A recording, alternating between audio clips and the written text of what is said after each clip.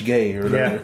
But in this case, to defend this movie, I feel like they wrote his character to be ignorant like that. Yeah. The way that he acts through the whole entire movie until the end, you would be like, oh, he's an asshole. I think it was surprising, though, to have that character, that actor, play him.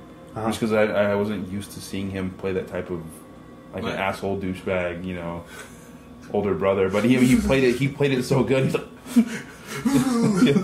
on the garage door. Yeah. Oh my god, that was so funny. It was refreshing. I mean, for when I first saw this, I thought it was. I had never seen it in theaters. I think I just saw it like on the shelf somewhere, and then I grabbed it, and then watched it at my friend's house with actually with Alyssa, and then my buddy and his brother, and I was like dying the whole entire time. Continue. So how did it feel for you watching this, Leslie? Did it bring back memories, definitely? Yeah, definitely it did, because I remember when this actually got a theatrical release, right? It was quiet. It was a very quiet one. Because I think even back then, these movies were kind of dying off a bit, sadly. You know? They're moving to like digital platforms at this point. DVDs. Because like Netflix picked up a lot of like some of these movies and stuff. So that's true. But this type of movie was losing its kind of. I feel like momentum. because this movie actually it did bomb. It made it took 19 million to make, right, and it cleared 18.5 for its theatrical run. But what a lot of people don't talk about, which is in the same case as Freddy Got Fingered, it made $30 million at home. For rentals and so it was lucrative, but just not in the traditional sense. And a lot of these, sorry, the coronavirus. Show's over. Going home now. It's kind of like even Harold and Kumar. With Harold and Kumar, the movie theaters did not make the amount of money. Some of these movies I feel like are meant to be enjoyed on your couch. You know what I mean? They're for a specific demographic. Right. Maybe stoners. Wink, wink. Kind of, you know. Everybody looks at you. I just sit in my corner. But you know, what I feel what it encapsulates about this movie is that it's a coming of age movie. Oh yeah, of course. Yeah, you know. Yeah. And for like, I think this hits a little bit home for us, because around that time, that's when we were like, I mean, we've been out in the world for me, I've been out in the world at this point, like 3 years already, and like been working for 6. So I was like already kind of like, oh man, I was kind of going like, I was getting out of a relationship, just changing my whole mentality about being about myself and stuff. And so it was like it's the same thing. I was like, basically like, it felt like I was like leaving high school, like high school was like over at this point. And you know, just like getting out there and like doing all this stuff. And this movie kind of like felt like it was like speaking to me and stuff, and speaking on behalf of like what I was feeling at that point. You know? Okay. All right. And having like, you know, having you guys, because it still felt like it was like a frat party every fucking like week at my house and stuff. Yeah, it was pretty loud. Yeah. But fun thing. Yeah, go ahead. Yeah, going back to the movie, when it came out theatrically, I didn't really pay attention to it, probably because of the name. I was just like, oh, it's going to be another generic one of these movies, you know? Yeah.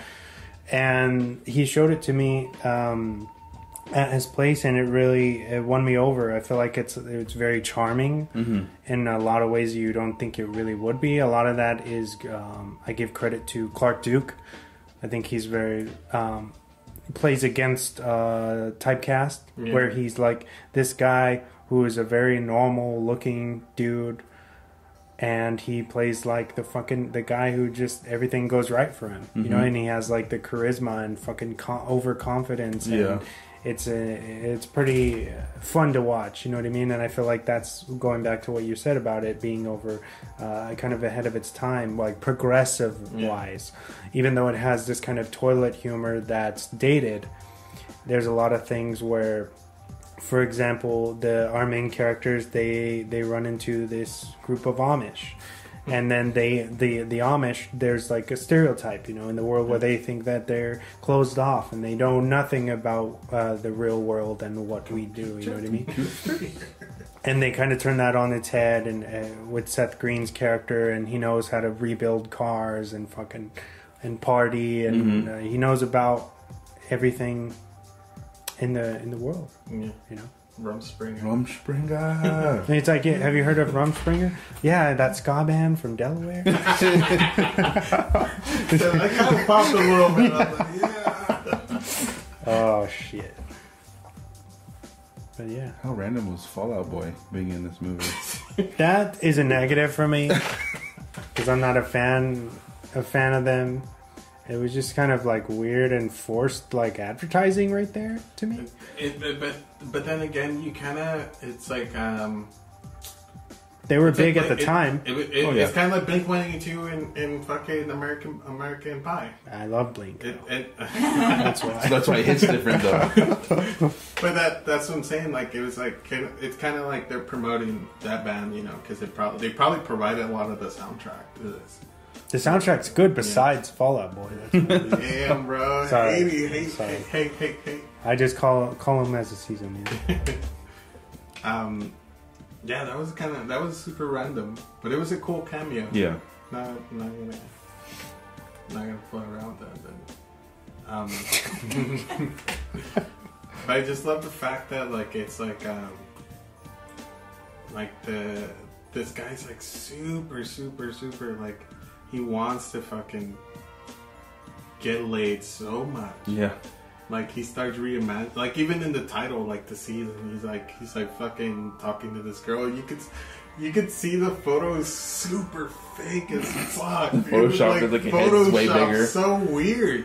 And I was like, oh my god, like which photo? His photo. Oh yeah, football player in the shoulder pads and the bodybuilder. It's like it looks super weird. It's like his face is white and the rest of the body's tan.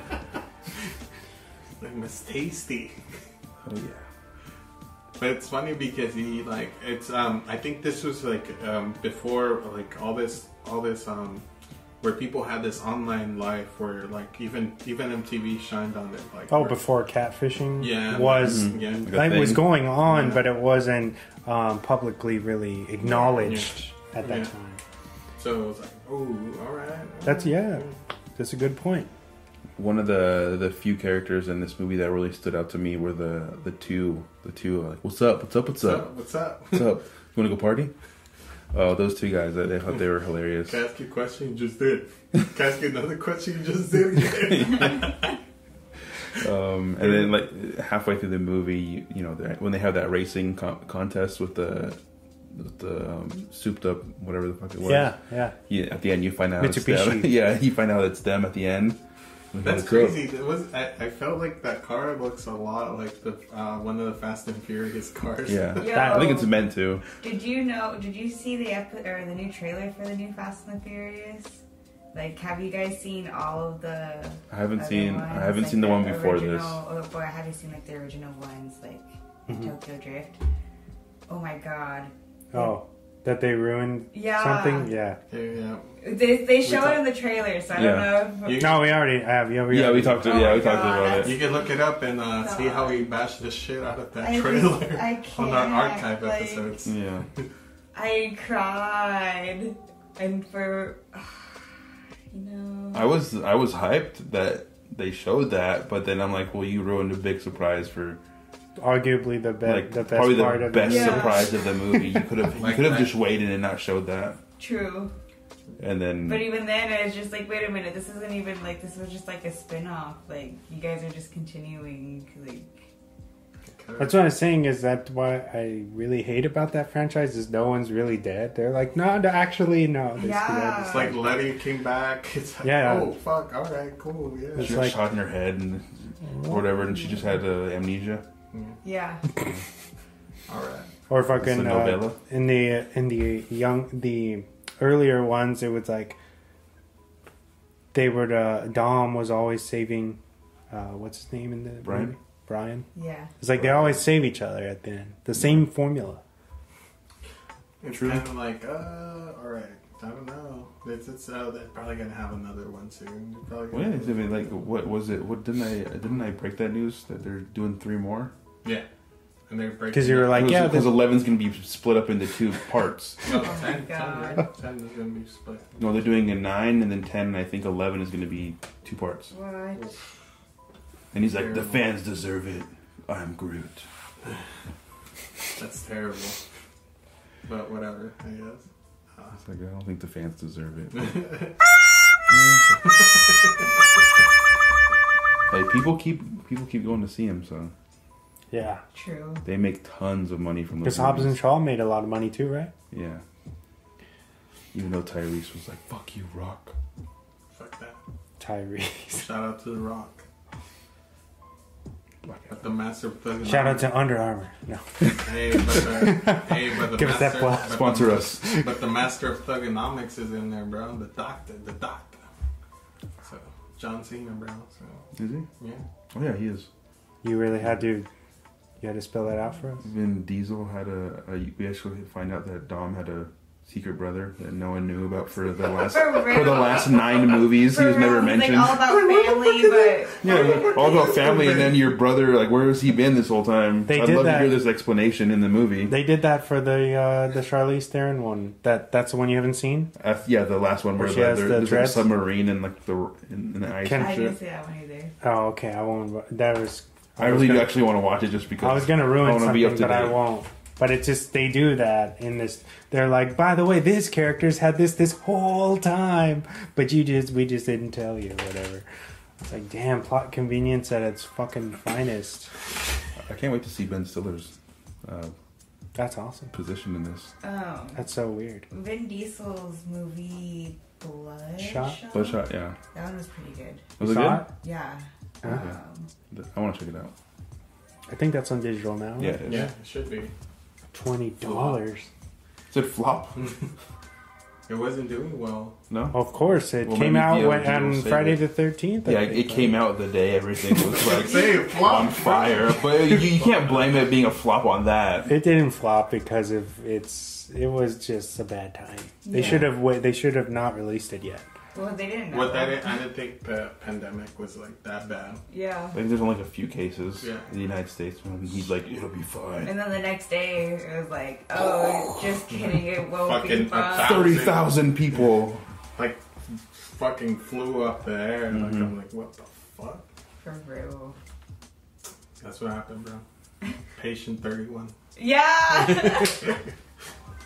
Bringing it back around. Alright. Oh my god. Yeah, sex rat. What's the most memorable moment in that movie for you?